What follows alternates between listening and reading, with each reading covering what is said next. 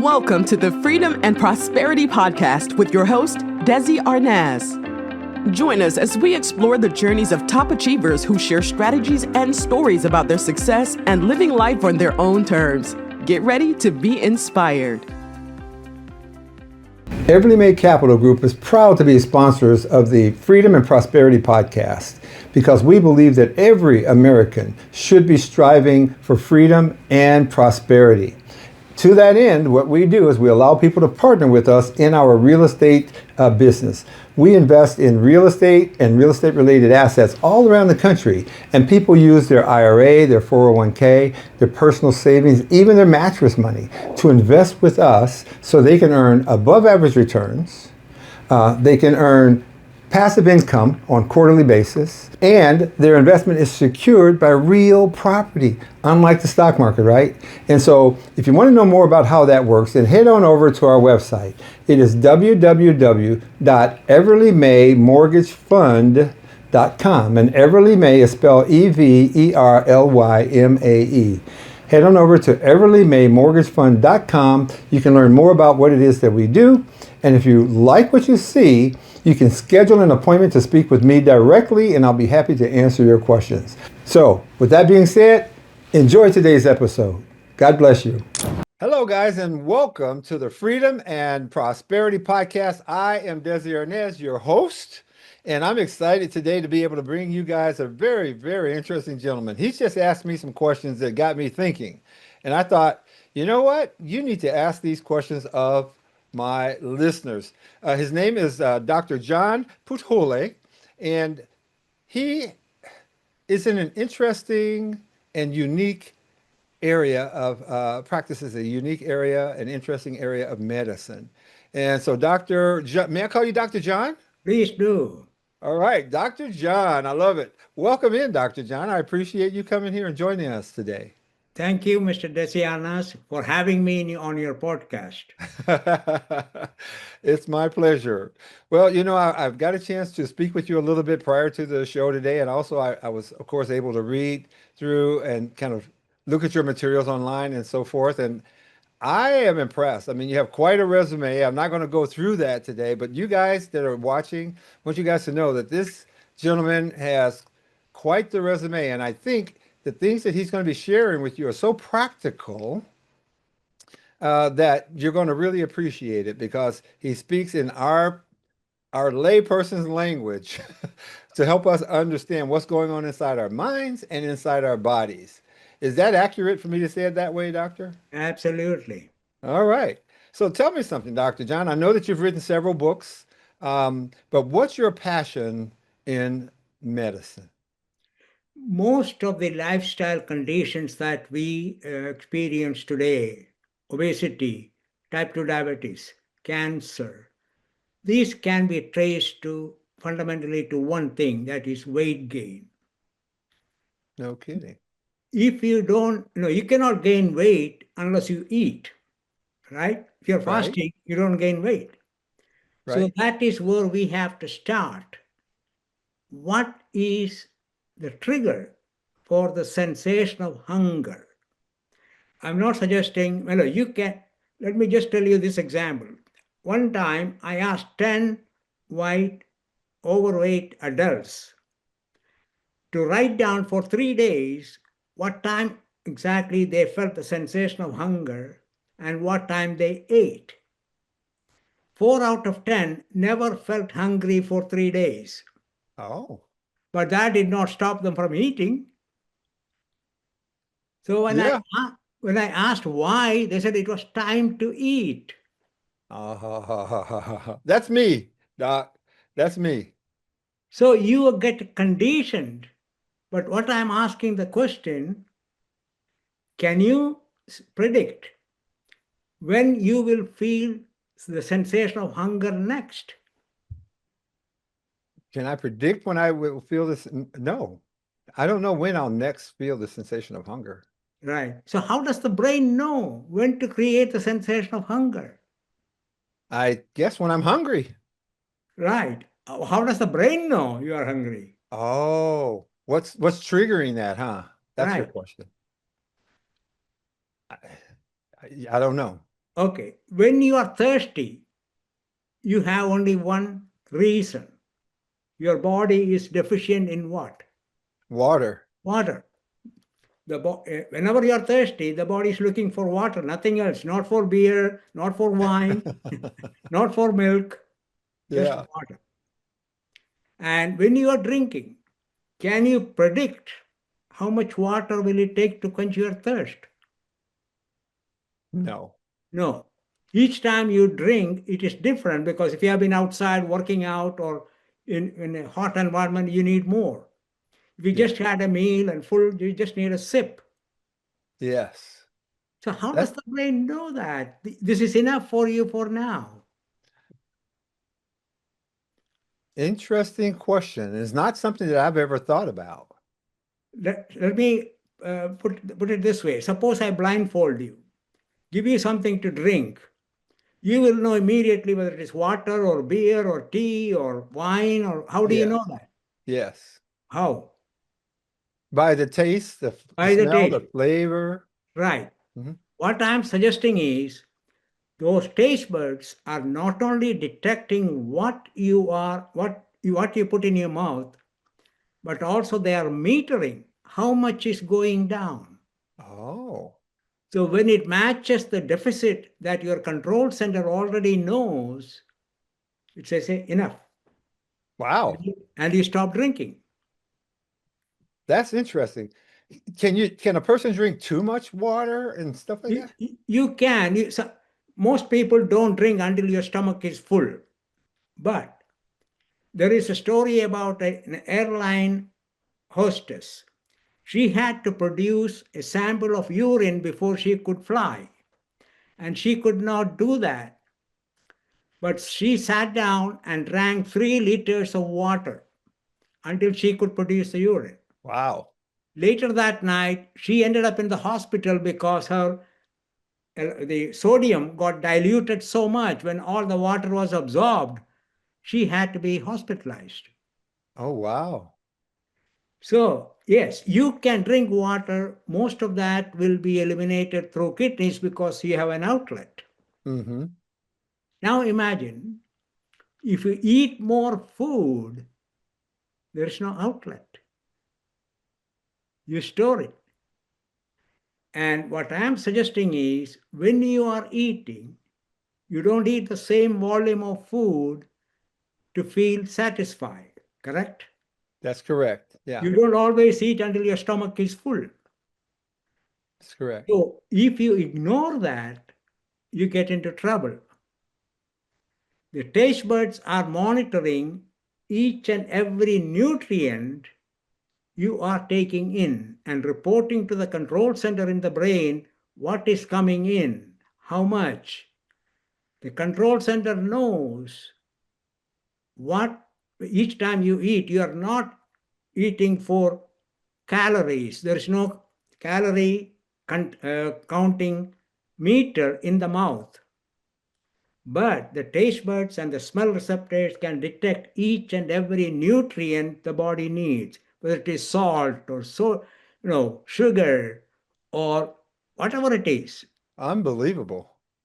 And each member of every organ and cell in the body is reporting to the brain what they need for metabolic function. When the total quantity of deficit reaches a threshold level, the brain says, okay, time to eat. Oh, okay. That makes sense. Thank you. That means the body is eating for nutrients, not for energy. Let me clarify it a little bit more. If you have stored 1 pound of fat, do you know how many calories it represents? I think I've heard it's like 3,000 or something. 3,500. Okay. How much do you spend in a day? Maybe 3,000? I don't know. Unless you are an athlete, you will end up spending usually about 200 or 2,000 or so. Oh, okay. So if you have 1 pound of fat stored, you cannot feel hungry for energy, Oh, right? Okay. So the sensation of hunger has nothing to do with energy deficit unless you are fasting. The sensation of hunger then has to do with nutritional needs. Exactly. This is why sometimes you get a craving for something. My nurse one time came and said, I'm craving raisins for what reason, I don't know. Or Yeah. another lady said, I'm craving for cornmeal. So what happened was the raisin craving was satisfied when she had a blood test and found out she was low in iron. So when the iron deficiency was corrected, she was no longer craving raisin. And the other one was vitamin B6. She had anemia related to vitamin B6 she used to get in childhood from cornmeal. Okay. Once that was corrected, she didn't care for cornmeal anymore. When you are pregnant, certain ladies crave some foods. Yes. Yes. Why? I've heard stories of ladies craving pickles, for example, you Right. know? Because the brain says, I need this to create a new baby here. Give me that. Now, let me ask you something, Doc. How does how do we know that it's cornmeal that we need and not something else? Because during the childhood, even adulthood, each food you take in the mouth, well, let me ask you a question. In nature, is there any food that you can get nutrients from without chewing? Um, I would imagine some sort of juice that maybe comes from something. Nature produces juice, No, we'd have to squeeze something to produce juice, right? right? But nature packages everything in containers that require chewing, except perhaps honey. Okay. Everything else requires chewing. Why? Because when you chew, you are releasing nutrients so the taste buds can register and inform the brain what you are taking in. Oh. So that is how we are designed. Eat slowly, chew, enjoy, and as a reward, you get the enjoyment of eating. And our bodies know and our minds know what we're eating and where it's going within our digestive system. Even before that, the brain knows what you need and which food to get it from. Wow. If we had eaten that food before, like the cornmeal, like the raisin, and the body got most of that needed nutrient from that food, you suddenly get a craving for that if you have a deficit. Think about this. Sometimes you are hungry, you open the refrigerator and nothing finds appealing. Right. Right. Why? I don't know. It is because the brain says this is not the food we need. It does not Oh, contain the nutrients we need. okay. Wow. You know what's interesting too is I'm thinking that what you're saying, even animals have some sort of an instinct in this, because That I've seen, for example, when my dog is when his stomach is messed up, he'll eat grass, and exact, as like, and I don't know how he knows to eat grass. I thought exactly. maybe it was a smell or something. I don't know. That is precisely what I'm talking about.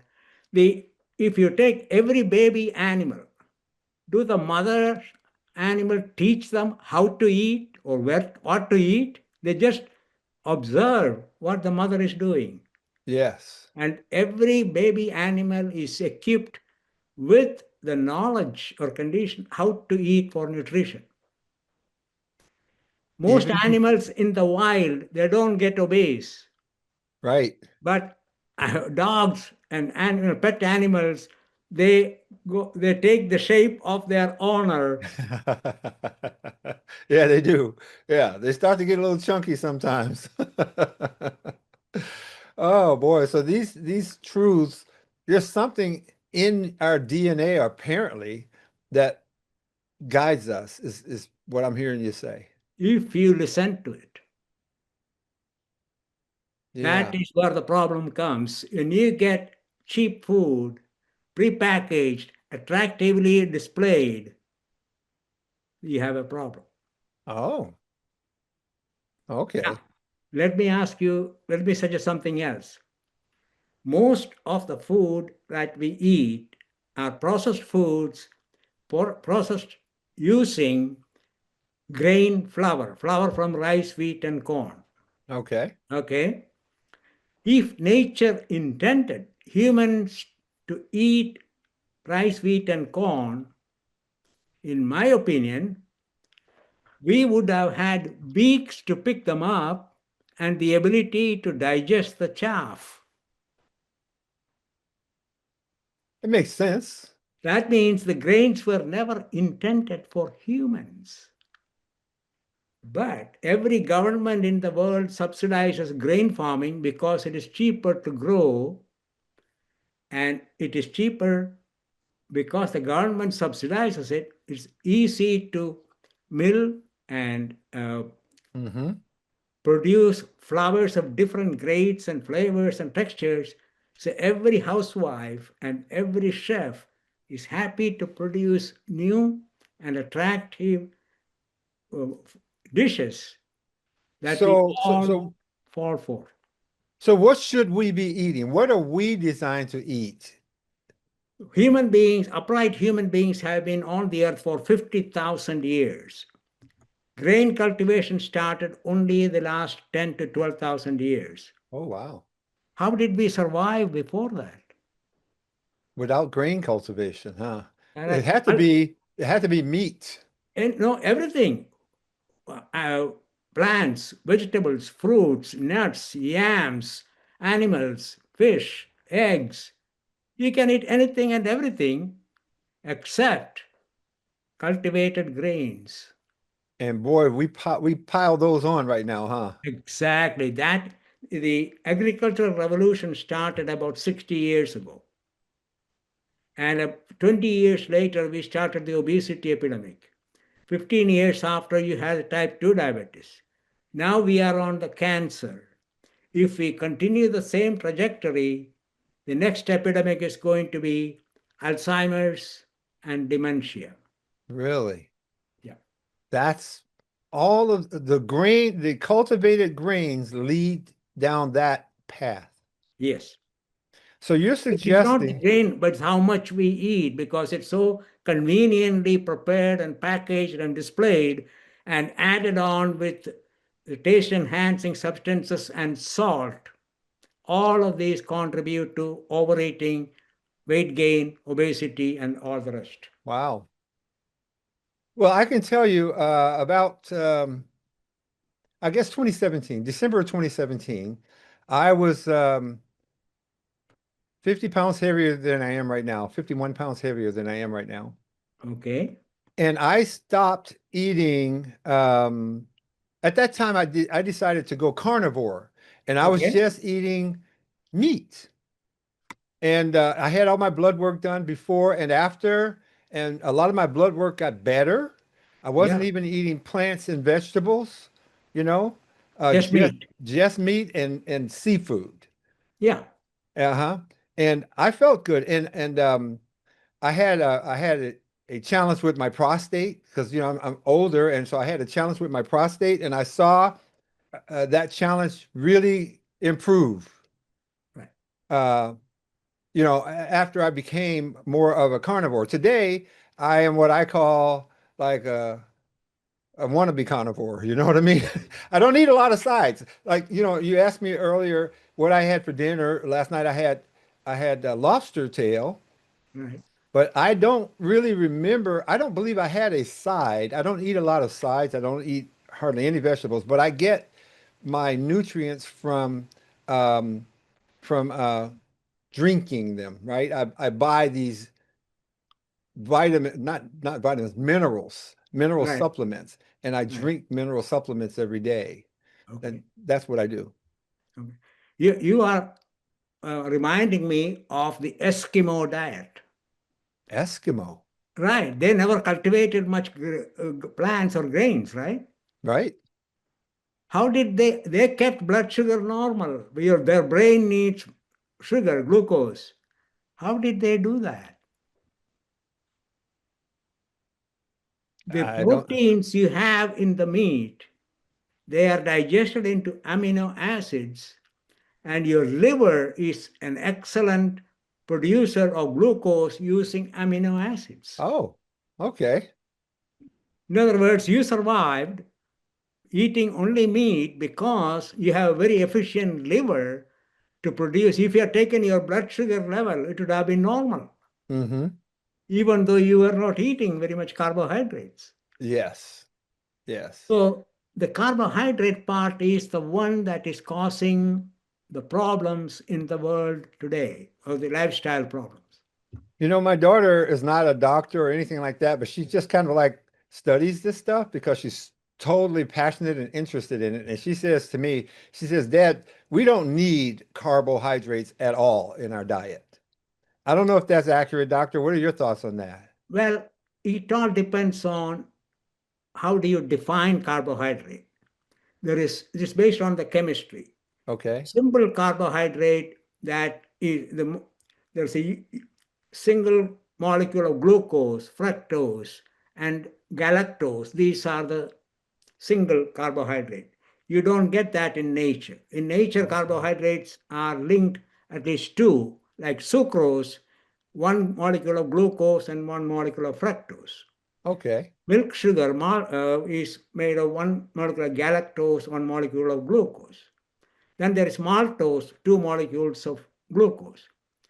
Then there is complex carb that comes from in potatoes and yams and bread and grains. They are the strings of glucose up to 200,000 molecules in one molecule of complex carbohydrate. Get out of here. Really? So when you eat, let me put it this way. If you eat a tablespoon of natural sugar and a tablespoon of mashed potato, which one will elevate your blood sugar faster? I would assume the sugar. No. It wouldn't. The sugar, natural sugar, is half glucose and half fructose. The glucose part will be absorbed faster. The fructose lags behind and it has to be changed in the liver to glucose before it adds the blood glucose. Whereas the mashed potato is all glucose. Once that is absorbed, your blood sugar shoots up. Wow. Wow. Now, is a higher blood sugar what causes, does that have something to do with diabetes?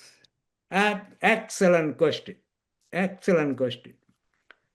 If the blood sugar goes up in any person, suppose I give you there's a glucose tolerance test. You are asked to drink about, say, 75 grams of glucose. And they check the baseline, and the blood glucose level will go up for the next hour, hour and a half. And then it starts going down for the next hour, hour and a half. By 3 hours, it comes back to normal. And the upper limit will be about 140 milligrams per deciliter. Mm-hmm. If you consume more glucose in the form of carbohydrate, the upper level will go up higher than 140. That is called the glucose uh, glycemic index. The question is, if it goes down, that means that glucose has been absorbed into the body cells and everybody is fine. Okay. What happens, you ate at 6 o'clock, 10 o'clock, everything is absorbed in the body. Within the next, at that time, every cell, the insulin goes with the amino acid, fatty acid, cholesterol, and glucose into every cell in the body. Now, let me ask another question. If somebody comes to visit you, how do you know there is somebody outside? Well, they'll normally knock on the door, ring the bell. Okay, every cell in the body can use glucose, but glucose cannot ring the bell. What do you mean? There is no doorbell for glucose cannot ring. It is the duty of insulin. It is insulin that informs the cell there is glucose outside. Oh,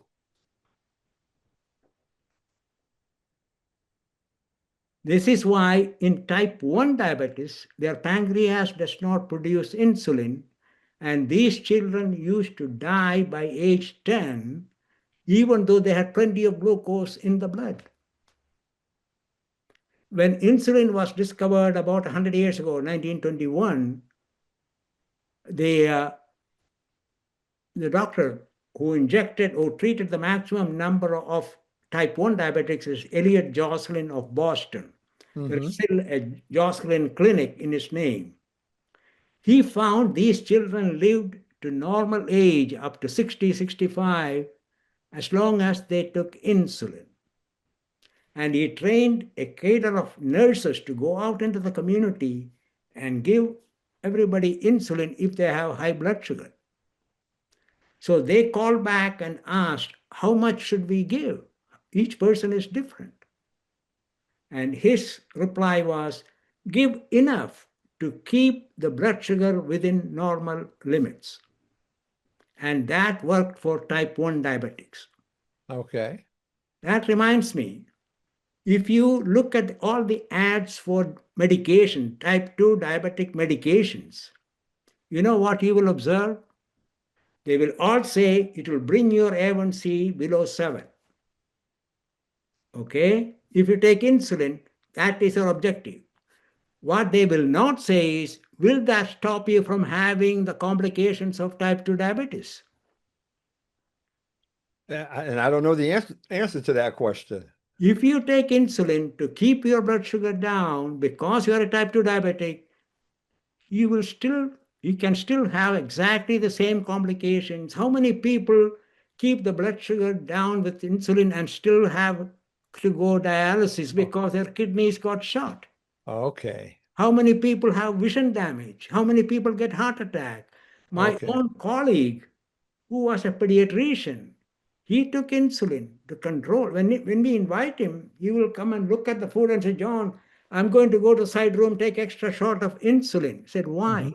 Oh, tomorrow my blood sugar will be normal. He died of a massive heart attack on his way to visit his grandkids. Oh, wow. And So that's there's no because guarantee. so what was the problem? The liver, you said, wasn't doing something? The No, kidneys? the insulin uh, pushes the glucose down. But where does that glucose go? It instructs the liver, insulin instructs the liver to convert that glucose into fat. Okay. So if you measure the blood glucose level, that's normal. But it is the fat that blocks the arteries and Oh, produce the damage to your kidneys, your eyesight, to your heart, to your oh. brain. So that's like a side effect of too much insulin, huh? There you go. Wow. Wow. This is But your blood sugar, amazing.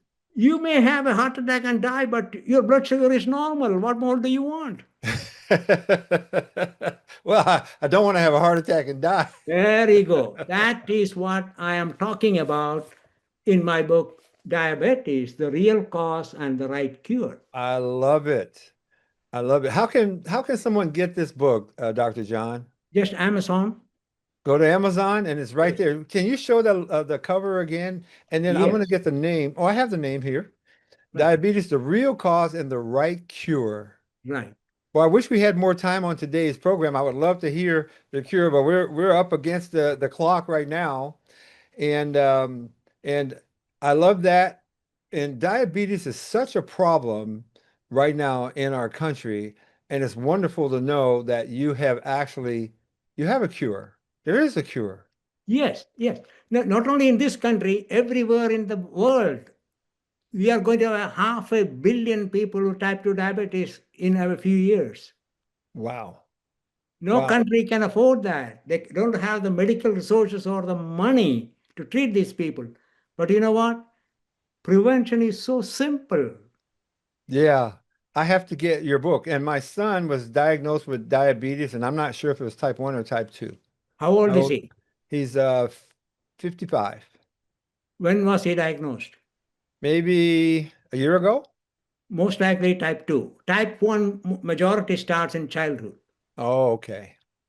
Yeah. This is the time for him to get the book, and you can save him all the trouble because the quality of life goes down the moment you start a diabetic medication.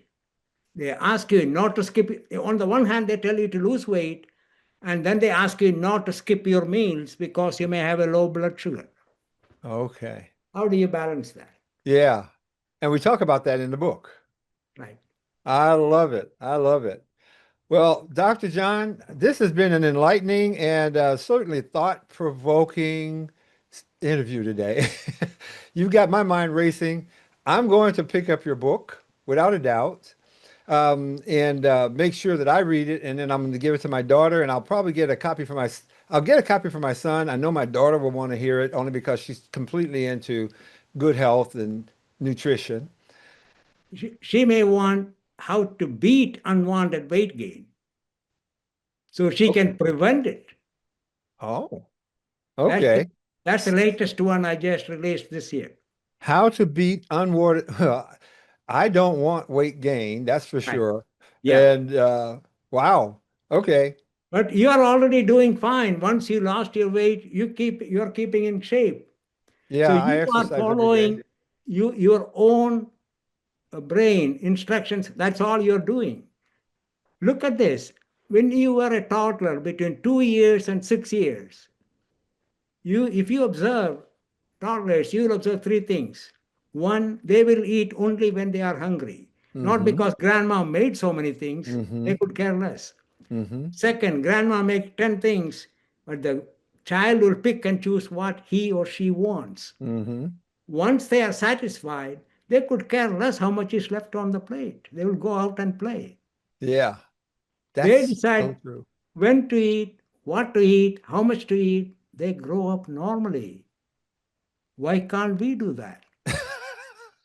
I was always taught eat everything on your plate, you know? There you go. When I was counseling these people, I asked them, why are you doing that, cleaning their plate? And they told me, oh, we were told there were starving children in India and China and Yeah. Africa.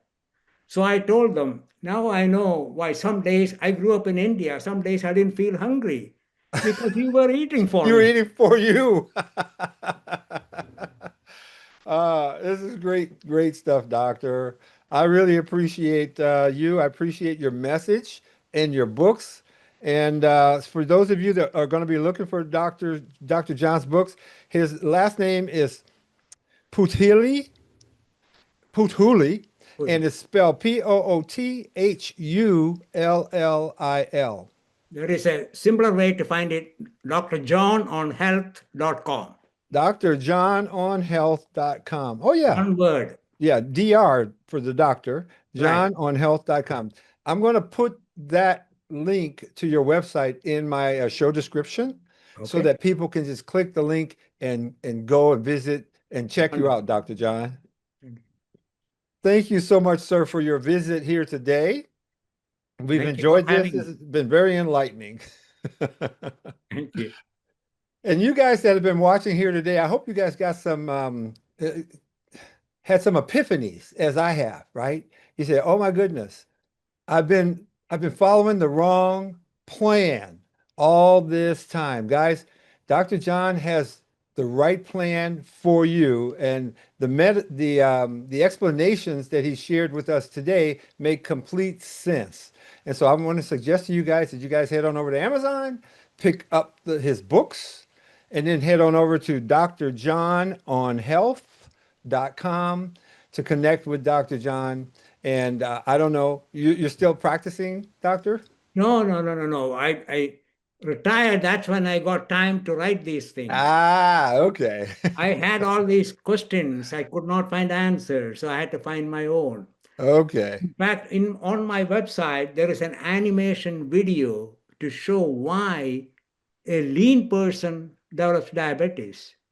And sometimes an obese person does not develop diabetes. Whoa, I just circled it because I'm going to go and watch that video. Yeah. Ah, that's interesting. Yeah, that's very interesting. So you guys watch this episode again and then share this episode. Practically every family has someone in it that's suffering and dealing with diabetes at some level. So guys, this is an important message too for the people that you care about, possibly for yourself, if you're also struggling with it. So watch this again, share this message. Check out Dr. John online at drjohnonhealth.com. And until next time, guys, I want to thank you guys, and I want to say God bless you, God bless your family, and God bless America. See you guys next time. Thank you, Dr. John. Bye-bye. Thank you. Thanks for tuning in to the Freedom and Prosperity Podcast with Desi Arnaz. Want to share your success story with our audience? Head over to freedomandprosperitypodcast.com/guest and apply to be our next guest.